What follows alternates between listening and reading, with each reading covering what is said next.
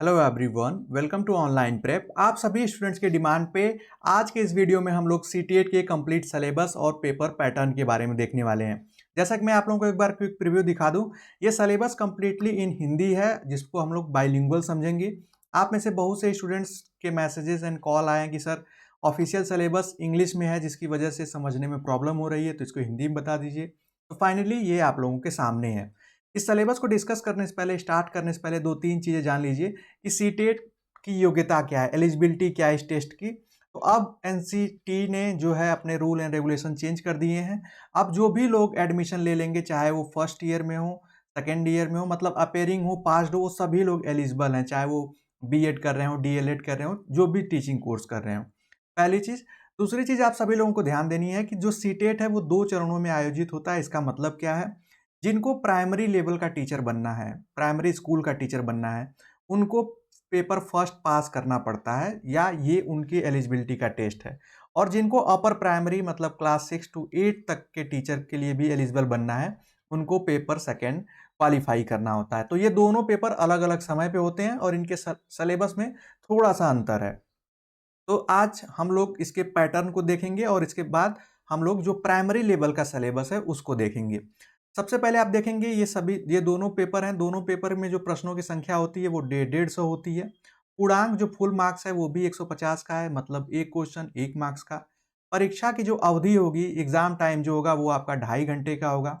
आप चाहें तो पहले पेपर को भी दे सकते हैं, चाहें दूसरे को भी दे सकते हैं, या आप चाहें तो दोनों को दे सकते हैं एक ही जगह एक ही सेंटर पे। तो आपका अगर दोनों देंगे तो 5 घंटे का पेपर हो जाएगा अलग अलग शिफ्ट में।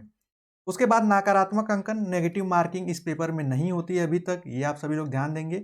और पेपर का जो भाषा है, जो मीडियम होगा, वो आपको बाइलिंगुअल मिलेगा, द्विभाषी हिंदी और अंग्रेजी में। ये आप देख लीजिए, ये स्ट्रक्चर जो है ये है आपके प्राइमरी लेवल का। आपको बता दें मैक्सिमम जो कैंडिडेट अप्लाई करते हैं सीटेट में वो इसी में करते हैं, क्योंकि इसी में फ्यूचर में सीट्स भी ज़्यादा आती हैं प्राइमरी लेवल टीचर्स में। आप देख पाएंगे आपको मेजर 5 पोर्शन मिलते हैं, जो कि पांचों कंपलसरी हैं, अनिवार्य हैं। जिसमें पहला जो है वो है सीडीपी, जिसको हम चाइल्ड डेवलपमेंट एंड पेडागोजी और हिंदी में इसको बाल विकास एवं शिक्षण शास्त्र कहते हैं, जिससे आपको 30 प्रश्न मिलते हैं जो कि 30 मार्क्स के होते हैं। उसी तरीके से लैंग्वेज फर्स्ट, भाषा प्रथम और भाषा द्वितीय, आपको 2 भाषाओं को चूज करना होता है जब आप फॉर्म फिल करेंगे। अभी हम लोग नीचे देखेंगे। और इसके बाद आपको यहाँ पे मैथमेटिक्स से 30 प्रश्न मिलेंगे, और 30 प्रश्न जो है पर्यावरण अध्ययन से, इन्वायरमेंटल स्टडीज से, जिसको ईवीएस आप कहते हैं, उससे आपको 30 प्रश्न मिलते हैं। ये था स्ट्रक्चर। अब हम लोग कंप्लीट सिलेबस के बारे में देखेंगे। सबसे पहले सीडीपी, जिसको चाइल्ड डेवलपमेंट एंड पेडागोजी का जो पोर्शन है, उससे आपको 30 प्रश्न मिलेंगे, ये हमने देख लिया। अब इसके भी सब डिवीजन है। देखिए, एक सब टॉपिक आपका हो जाता है क या ए, आप मान लीजिए, जो जिससे 15 प्रश्न आएंगे। ये बिल्कुल साइकोलॉजी का पेपर है, जिसमें आपको बाल विकास की अवधारणा, अधिगम के साथ इसका संबंध, मतलब विकास और वृद्धि। आपको बता दें, ये जो अभी हम लोग पोर्शन देखेंगे, ये हो सकता है बुक में आपको एज इट इज न मिले। तो जब आप इस सिलेबस को समझ लेंगे, तब आप ढूंढेंगे कि ये जो टॉपिक है ये किस चैप्टर के अंतर्गत आता है। जैसे बालकों के विकास का सिद्धांत, ये विकास और वृद्धि के अंतर्गत आता है। अनुवांशिकता एवं पर्यावरण का प्रभाव, अनुवांशिकता जिसको वंशानुक्रम कहते हैं, हेरिडिटी के चैप्टर में ये आपको मिलेगा। समाजीकरण प्रक्रियाएं, सामाजिक विश्व एवं बच्चे, शिक्षक, माता पिता और मित्र, ये भी आपको जो सोशोलॉजी का पेपर होता है, बीएड में भी होता है, उसका है। उसके बाद आपको थ्योरी और जो एजुकेशनिस्ट हैं या साइकोलॉजिस्ट हैं, जिसमें पियाजे, जीन पियाजे आते हैं, कोहलबर्ग आते हैं, वाइगॉट्स्की आते हैं, इनके निर्माण और आलोचनात्मक दृष्टि या इनकी थ्योरीज आपको पढ़नी है। बाल केंद्रित शिक्षण पढ़ना है और प्रगतिशील शिक्षा की अवधारणा पढ़नी है, जिसमें अब बाल केंद्रित में सिर्फ बाल केंद्रित आप नहीं पढ़ेंगे, आप 3 पढ़ेंगे। शिक्षक केंद्रित जो कि पहले होती थी, फिर बाल केंद्रित, फिर आप विषय वस्तु केंद्रित, या आप कह लीजिए सिलेबस ओरिएंटेड, करिकुलम ओरिएंटेड, ये भी आपको पढ़ना होगा। फिर बुद्धि के निर्माण का महत्वपूर्ण परिप्रेक्ष्य, इंटेलिजेंस पढ़नी है। बहुआयामी बुद्धि, जो डायमेंशनल बौद्धिकता या बुद्धि संबंधित ये पेपर है, ये टॉपिक है आपका। भाषा और चिंतन है। सामाजिक निर्माण के रूप में लिंग की भूमिकाएं, लिंग पूर्वाग्रह और शैक्षिक व्यवहार है। फिर शिक्षार्थियों के मध्य वैयक्तिक भिन्नता, इंडिविजुअल डिफरेंसेस से आपके क्वेश्चन यहाँ से आते हैं, जिसमें भाषा, जाति, लिंग, समुदाय, धर्म आदि विविधता के आधार पर जो अंतर है उस अंतर को समझना और उसके आधार पे फिर उसके बाद अधिगम के लिए मूल्यांकन और अधिगम का मूल्यांकन, इनके बीच में अंतर। फिर स्कूल आधारित आकलन क्या होता है, सतत और व्यापक मूल्यांकन क्या होता है जिसको सीसीई कहते हैं। ये आपको मिलेगा मापन, मूल्यांकन और आकलन के चैप्टर में। ये तीनों अलग अलग चीज़ें हैं और तीनों अलग अलग जब आप पढ़ेंगे तो इसको समझेंगे। यहाँ पे उसके बाद लास्ट जो है शिक्षार्थियों के की तैयारी के स्तर का आकलन, ये थोड़ा-सा आपको डिटेल में है, लेकिन आप एक जान लीजिए कि ये आपका साइकोलॉजी का ही पोर्शन था। उसके बाद इसमें जो एक सब पोर्शन जो पार्ट बी है वो है समावेशी शिक्षा, इंक्लूसिव एजुकेशन की अवधारणा और उसके विशेष आवश्यकताओं वाले बालक से संबंधित है, जिसमें वंचित और वंचित सहित विविध पृष्ठभूमि के शिक्षार्थियों की आवश्यकताओं को समझना, जो डिप्राइव स्टूडेंट्स होते हैं जिनके पास मूलभूत चीज़ें नहीं होती हैं, उन उन बच्चों से संबंधित। फिर अधिगम संबंधित समस्याएँ क्या आती हैं, खासकर जो लोग इम्पेयर्ड होते हैं, अपंग होते हैं, उनकी ज़रूरतों को समझना, प्रतिभाशाली, रचनात्मक और विशेष रूप से सक्षम शिक्षार्थियों की आवश्यकताओं को समझना।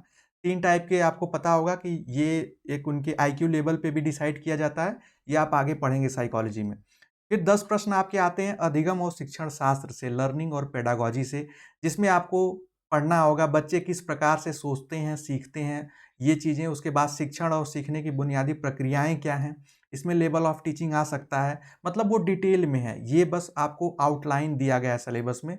बालक एक समस्या बालक एक समस्या समाधानकर्ता और वैज्ञानिक अन्वेषक के रूप में, बालकों में सीखने और वैकल्पिक अवधारणा, बच्चों में त्रुटि महत्वपूर्ण सीखने की प्रक्रिया के कदम में।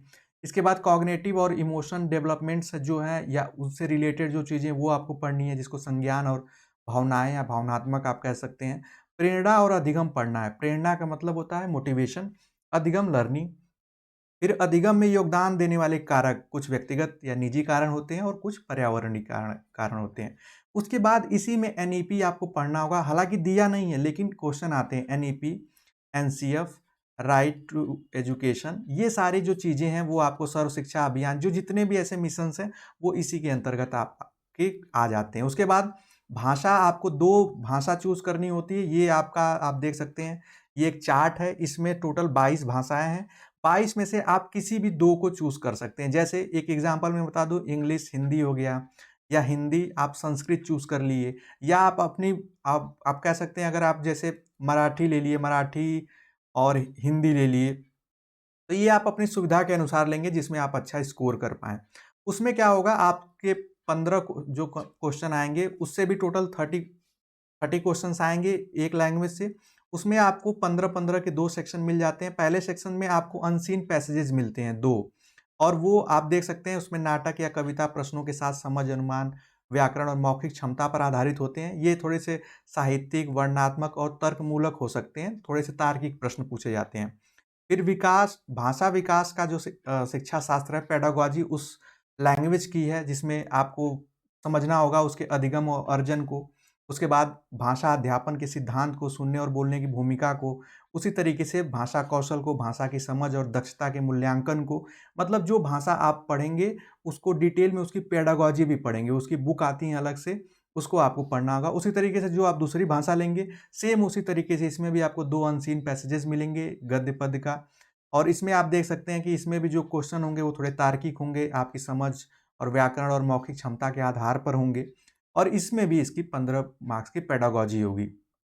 उसके बाद ये मैंने आपको बता दिया, गणित जो है ये कंपल्सरी है, ऐसा नहीं कि जो मैथ्स का टीचर बनना चाहते हैं उन्हीं के लिए, क्योंकि प्राइमरी लेवल में क्या होता है कि आप किसी स्पेसिफिक सब्जेक्ट के टीचर नहीं बनते हैं, आप अपने स्कूल और उसके अकॉर्डिंग आपको चीज़ें पढ़ानी होती है। इसका मतलब आपको कंप्लीट नॉलेज होनी चाहिए सभी सब्जेक्ट की।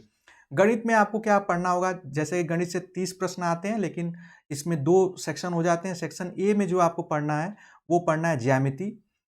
ये विषय वस्तु है ज्यामिति, हमारे चारों ओर विद्यमान ठोस पदार्थ, हमारे आसपास के ठोस पदार्थ, ये एक ही हो जाता है। नंबर, जोड़ घटाना, गुणा भाग, माप, वजन, समय, आयतन, आंकड़ा प्रबंधन, पैटर्न और राशि, ये आपके मैथ्स के मेजर पोर्शन है। उसके बाद अध्यापन संबंधित मुद्दों में आप पढ़ेंगे गणित और तार्किक सोच की प्रकृति क्या है, पाठचर्या में गणित का स्थान क्या है, ये पेडागोजी है इस सब्जेक्ट की, थोड़ा सा ये आपको पढ़ना पड़ेगा। गणित की भाषा क्या है, सामुदायिक गणित क्या है, औपचारिक और अनौपचारिक तरीकों से मूल्यांकन कैसे होता है, शिक्षण की समस्याएं क्या क्या हैं, खासकर गणित के शिक्षण में क्या क्या समस्याएं आती हैं, नैदानिक और उपचारात्मक शिक्षण क्या है, डायग्नोसिस और रेमेडियल टीचिंग क्या है, ये आपको गणित में पढ़ना होगा। उसके बाद जो 30 प्रश्न आते हैं आपके ईवीएस से आते हैं, इसमें भी आपको 2 सेक्शन मिलेंगे। पहले के विषय वस्तु में आप देख लीजिए, ये थोड़े से आपके क्लास 3rd से 5th की एनसीईआरटी बुक में आपको मिल जाएँगे और ये पूरा पर्यावरण पे है, जिसमें आप देख सकते हैं परिवार, दोस्त, रिश्ते, कार्य और खेल, पशु, पौधे, भोजन, आश्रय, पानी, यात्रा, चीज़ें जो हम बनाते हैं, करते हैं। उसके बाद 15 प्रश्न आपके अध्यापन संबंधित मुद्दों में आएँगे, जैसे ईवीएस की अवधारणा क्या है, काफ़ी इम्पोर्टेंट है। ईवीएस का मतलब यही पर्यावरणीय अध्ययन या पर्यावरण अध्ययन। उसकी अवधारणा क्या है, उसका दायरा क्या है, इसके महत्व क्या है, उसका एकीकृत क्या है, पर्यावरण अध्ययन और पर्यावरण शिक्षा में अंतर क्या है, ये दोनों क्या हैं, सीखने के सिद्धांत जो हैं इसमें आ जाते हैं।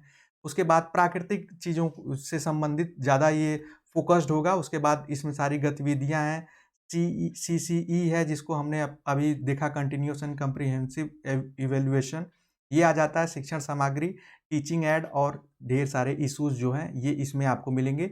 जब आप प्रीवियस ईयर पेपर करेंगे तब ये चीज़ें और ज़्यादा और बेटर क्लियर होंगी। यहाँ पे सिर्फ़ और सिर्फ़ अगर आप लोग ऑलरेडी अगर फर्स्ट ईयर या कह लीजिए या सेकंड सेमेस्टर आप पास कर गए होंगे या एग्ज़ाम दे लिए होंगे तो आपको बहुत सारी चीज़ें समझ में आ रहेंगी। लेकिन अगर आप फर्स्ट सेमेस्टर में होंगे तो मुझे ऐसा लग रहा है आप लोगों को थोड़ा-सा चीज़ें समझ में नहीं आएँगी, क्योंकि अभी आप लोगों ने पढ़ा नहीं है। जब आप पढ़ लेंगे अपने बीएड में, बीटीसी में, डीएलएड जो भी कोर्स आप कर रहे हैं टीचिंग का, तब आपको चीज़ें और क्लियर हो जाएँगी। तो इसमें हम लोगों ने इस शॉर्ट समय में सिर्फ़ और सिर्फ़ प्राइमरी लेवल के आपके सिलेबस को देखा। अगर आप लोग चाहते हैं कि अपर प्राइमरी मतलब जूनियर के सिलेबस को भी, तो आप कमेंट सेक्शन में कमेंट करें। उसके अकॉर्डिंग हम लोग आपको वीडियो जल्द से जल्द प्रोवाइड करेंगे, जिसमें आपको प्राइमरी लेवल से अपर प्राइमरी लेवल के भी सिलेबस को हम लोग देख पाएँगे। आई होप ये वीडियो आप लोगों को समझ में आया होगा। मैंने कोशिश की है कंप्लीटली एक शॉर्ट टाइम में सरल भाषा में आप सभी लोगों को सिलेबस पहुँचाया जा सके, जिससे आपके सिलेबस की समझ बढ़ सके। तो उम्मीद करता हूँ आप लोगों को ये सिलेबस वीडियो समझ में आया होगा। अगर आपके कोई भी क्वेरीज़ हैं तो आप कमेंट सेक्शन में लिखिए। किसी और टॉपिक पे वीडियो चाहते हैं तो कमेंट सेक्शन में लिखें। हम लोग कोशिश करेंगे एज़ सून एज़ पॉसिबल उस पे वीडियो लाएँ। तो मिलते हैं नेक्स्ट वीडियो में, तब तक के लिए bye bye, take care and keep watching.